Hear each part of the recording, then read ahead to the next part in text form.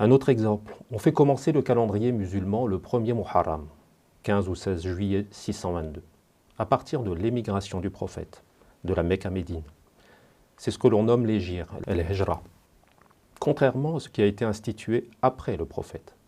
Ce n'est pas son émigration à Médine qui marque le début du calendrier musulman. Celui-ci peut être inféré du Coran, chapitre 97.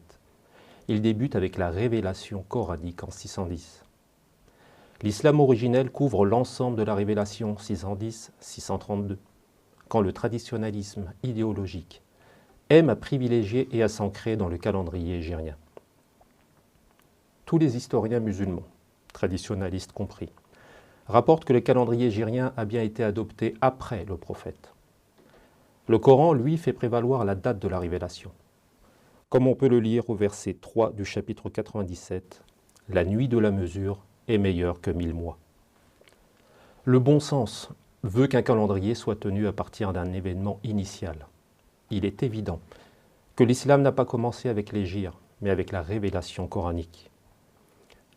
L'adoption après le prophète du calendrier hégirien a des répercussions sentencieuses d'ordre politique, théologique et jurisprudentiel.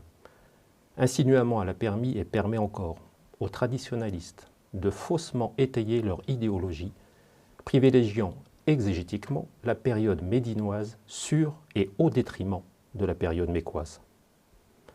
Le Coran énonce, dans le verset 85 du chapitre 2, « Est-ce qu'alors vous assurez par une partie de l'écrit et vous dénigrez par une partie ?